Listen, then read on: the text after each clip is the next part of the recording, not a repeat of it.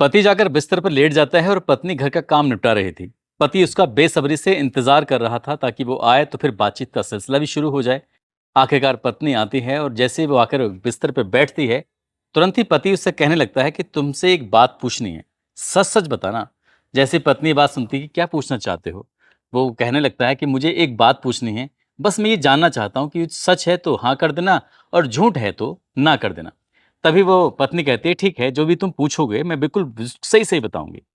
पत्नी ने जैसे ये हाँ भी भरी तो उसने कहा कि बस मैं ये जानना चाह रहा था कि क्या तुम्हारा किसी से अफेयर चल रहा है। पत्नी ये बात सुनने के बाद उसके हाथ को झटक देती है, कह देती है कि तुम्हें शर्म नहीं आती, किस तरह की बातें करते हो। पति फिर से पूछने लगता है, बता दो ना कि तुम्हारा किसी से अफेयर चल रहा है। वो पत्नी मना कर देती है, पति फिर से पूछने लगता है और इसी तरह से करते करते वक्त आगे बढ़ रहा था, लेकिन उसका एक ही सवाल था और उस सवाल का उसे जिस रूप में आंसर चाहिए था, उत्तर चाहिए था, वो वैसा नहीं मिल रहा था। आखिरकार पति कहता है कि एक बार मैं बस सच जानना चाहता हूँ कि इसमें कितनी सच्चाई है, कि क्या तुम्हारा किसी से अफेयर चल रहा है या नहीं चल रहा है। जब बार बार एक ही सवाल पत्नी के सब कानों तक पहुंच रहा था, गूंज रहा था, तब पत्नी कहने लगती है कि हाँ, इसी गांव का जो एक भोजना गुजर है ना, उससे मेरा अफेयर चल रहा है, उससे मेरे संबंध है। बस पत्नी ने ये बात जैसे ही पति को बताई है, पति को बेहिसाब गुस्सा आ जाता है। वो रात में सो तो जाते हैं लेकिन ढंग से नींद नहीं आती। पति बार बार इधर से उधर करवटें बदल रहा था। उस रात की जब सुबह होती है, वो सुबह इतनी भयानक होगी किसी ने उसकी कल्पना नहीं की थी। मामला जब अदालत पहुंचता है तो अदालत में जज साहब को ये कहने के लिए मजबूर होना पड़ता है कि इसे तब तक फांसी के फंदे पर लटका के रखा जाए जब तक कि इसके प्राण न निकल जाए। वो तारीख भी तय हो जाती है और जब तारीख आती है तो आखिरकार जयपुर की सेंट्रल जेल में फांसी के फंदे पर जब चढ़ाया जाता है, वो काफी छटपटाता है, लेकिन अदालत ने जो फैसला सुनाया था उसको तो बिल्कुल पूरा करना ही था। जब तक उसके प्राण नहीं निकल गए तब तक उसको फांसी के फंदे पर लटका कर रखा गया था। आखिरकार उसने क्यों फांसी दी गई थी, इसके पीछे का क्या कारण था, आज की इस कहानी के माध्यम से ये जानने की समझने की कोशिश करते हैं।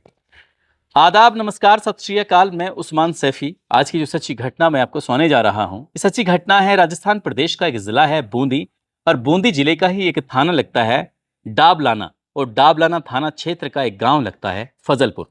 बात कर रहा हूं 3 जून 1988 की सुबह, लगभग 11 साढ़े 11 बजे के आसपास का वक्त रहा होगा।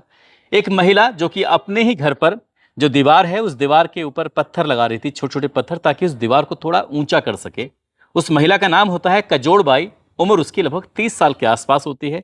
जैसे ही उस महिला ने पत्थर लगा रही थी, उसका पूरा का पूरा ध्यान वहीं पर था, यानी कि पत्थर लगाने में था। एक एक पत्थर उठा रही थी, लगा रही थी, और जैसे ही पत्थर लगाती थी उसके बाद फिर मिट्टी से उसको लीपना पोतना शुरू कर रही थी ताकि वो पत्थर ठीक से जम जाए।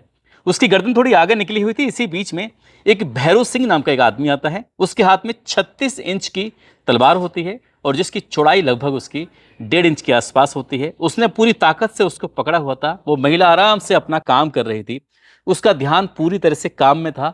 उसने पूरी ताकत से उसकी गर्दन पे जब वार करता है तो उसको संभलने का मौका ही नहीं मिलता। उसे ये कि उस पर कोई हमला करने वाला है, उसे पता ही नहीं चला था कि ऐसा भी कुछ होता है। और जैसे ही गर्दन पे पूरी ताकत से तलवार मारी जाती है तो गर्दन अलग हो जाती है, धड़ अलग हो जाता है।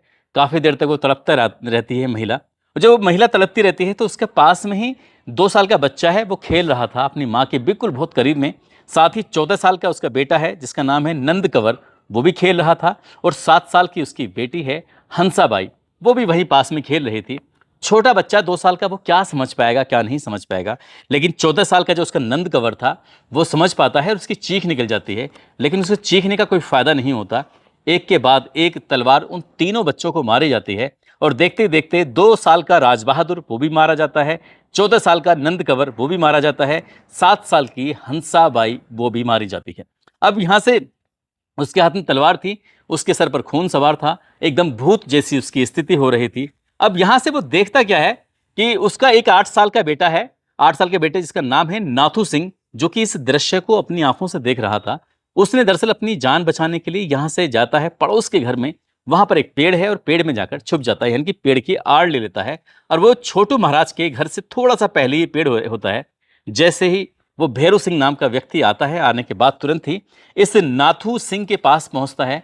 उसे बचने का, नाथू सिंह को जो 8 साल का बच्चा होता है, मौका ही नहीं मिलता। उसको भी पूरी ताकत से तलवार मारी जाती है।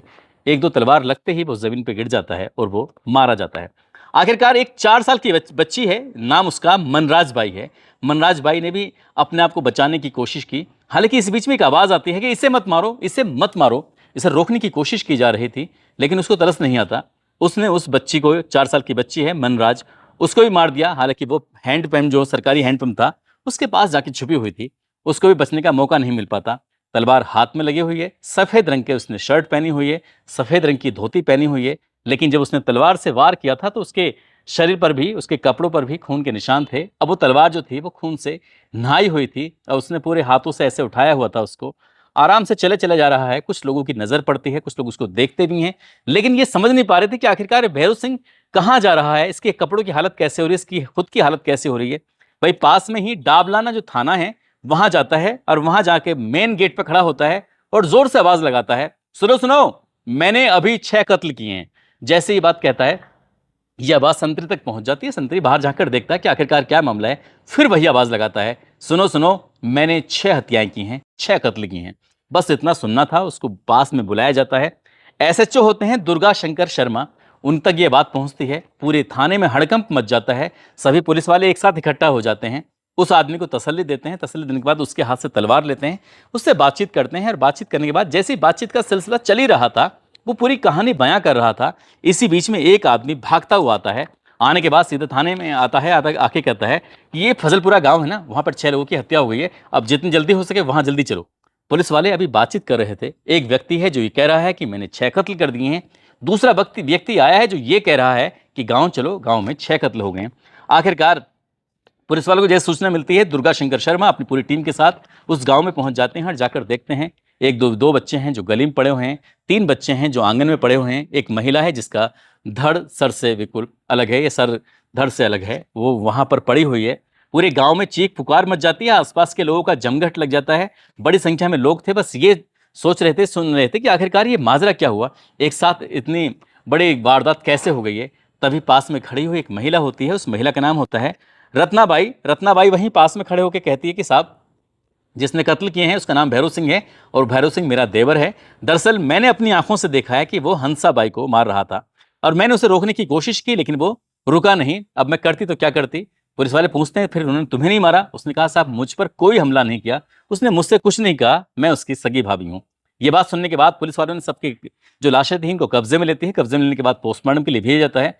पोस्टमार्टम के बाद इस मामले की जांच पड़ताल शुरू हो जाती है। पुलिस वाले उसी व्यक्ति के पास जाते हैं, आरोपी के पास, भैरव सिंह जिसका नाम था। वो उसकी उम्र लगभग 33-34 साल के आसपास रही होगी। पुलिस वाले उससे पूछते हैं कि आखिरकार तुमने कत्ल क्यों किए। जब वो बताता है, कहता है कि साहब अभी 3-4 दिन पहले की बात है, पंचायत चुनाव हुए थे और पंचायत चुनाव में के दौरान की बात है। कुछ लोग आपस में बातचीत कर रहे थे, मैं वहीं से पास से गुजर रहा था। पास से गुजरते हुए वो 3-4 लोग कहते हैं कि इस बार एक राजपूत महिला पंचायत चुनाव में पंच बनेगी, देख लेना। और पंच क्यों बनेगी, इसके पीछे की जो बातचीत कर रहे हैं, तो बातचीत के पीछे की बात ये बताई जाती है कि इस महिला का चक्कर चल रहा है, अफेयर चल रहा है। ये बात भैरव सिंह के कानों तक पहुंचती है तो भैरव सिंह को यकीन नहीं आ रहा था कि आखिरकार ऐसी बात क्यों कह रहे हैं। क्योंकि भैरव सिंह का जो परिवार था, यानी कि राजपूत परिवार, उस गांव में सिर्फ एक ही घर था और एक घर में 2 भाई रहते थे। एक भाई का नाम भैरव सिंह होता है और दूसरे का नाम जोर सिंह होता है। आखिरकार वो समझ जाता है कि पंच तो उसकी बीवी लड़ रही है, यानी कि पंचायत का चुनाव जो उसकी बीवी लड़ रही है। अब इसका अफेयर किससे है, किससे नहीं है, कहीं ऐसा तो नहीं है सिर्फ मुझे चिढ़ाने के लिए, मुझे परेशान करने के लिए ऐसा बोला जा रहा है। जब रात को वो सोने के लिए जा रहा था तो अपनी पत्नी से पूछता है कि तुम्हारा किसी से अफेयर तो नहीं है।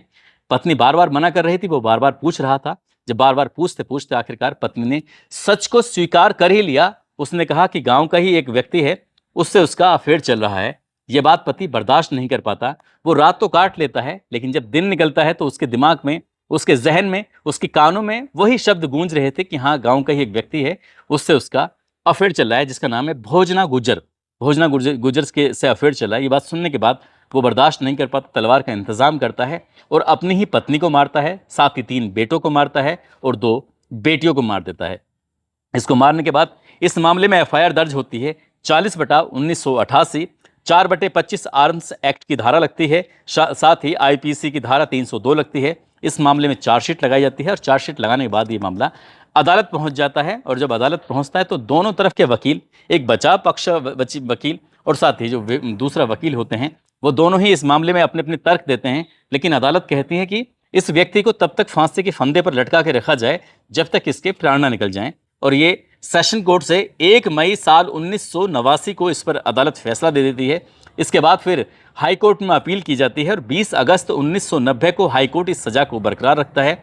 इसके बाद ये मामला सुप्रीम कोर्ट पहुंच जाता है और 4 फरवरी 1994 को सुप्रीम कोर्ट की तरफ से भी सजा को बरकरार रखा जाता है और ये कहा जाता है कि 20 अगस्त 1994 को इस व्यक्ति को फांसी दे दी जाए। वो तारीख आती है और उस व्यक्ति को तब तक फांसी के फंदे पर लटका के रखा जाता है जब तक उस व्यक्ति के प्राण नहीं निकल जाते। लेकिन दोनों तरफ के वकीलों में एक बात को लेकर ज्यादा जिरह चल रही थी। ये कहा जाता है कि जो भाभी थे वो अपने बयानों पर लगातार टिकी रहती है और भाभी कहती है कि उसने देखा था कि सबसे अंत में वैसे जो आरोपी है जिसने खुद से स्वीकार किया था, थाने जाकर बात पूरी बताई थी, उसने कहा सबसे आखिर में उसने 4 साल की जो बेटी है उसकी मनराज बाई, उसने उसको मारा। लेकिन भाभी का जो बयान था वो ये कह रही थी कि 7 साल की हंसा बाई को उसने बचाने की कोशिश की थी। ये दोनों के इसमें बयानों में विरोधाभास था। लेकिन अदालत ये कहती है, जैसा आप ये कहते हैं कि कत्ल तो हुए हैं, भले चाहे पहले हंसा मारी गई हो या मनराज बाई मारी गई हो, इससे कोई फर्क नहीं पड़ता। इस व्यक्ति को जीने का कोई अधिकार नहीं है। दोस्तों, इस पूरे घटनाक्रम को सुनाने का उद्देश्य किसी को परेशान करना नहीं है, किसी का दिल दुखाना नहीं है, बल्कि आपको जागरूक करना है, आपको सचेत करना है। और जाते जाते अमेठी के रहने वाले हैं उज्जवल गुप्ता, साथ ही जींद के रहने वाले हैं दक्ष कुमार। आज इनका जन्मदिन है, इनको जन्मदिन की ढेर सारी शुभकामनाएं, बहुत बहुत मुबारकबाद। और कुछ लोगों ने नाम लेने की अपील की है, जिसमें कुंवर कीर्ति राज सिंह हैं जो गुजरात से हैं, आहान शर्मा अमृतसर से, रीनू गोयल, नीना यादव हैं मुजफ्फरनगर से, शिवानी तोमर, अलका चौहान है कानपुर से, ज्योति पटेल, नैनीताल से भूमिका सिंह, मोहम्मद बिलाल, मुजफ्फरनगर से दिलीप यादव हैं, कृष्णा पासवान, गुरजीत सिंह, दीक्षा शर्मा, कपिल भाटी, कुलदीप राय, करतार सिंह गुज्जर, वसीम मलिक, आनंदी रावत, दिव्या बिश्नोई, मोहम्मद अंजार, मिलन शर्मा, नवीन शर्मा, वकील खान, राम प्रताप सुधार, राजू पांडे, विशाल कुमार पासी। आप सब लोग अपना ख्याल रखें, सुरक्षित रहें। जय हिंद, जय भारत।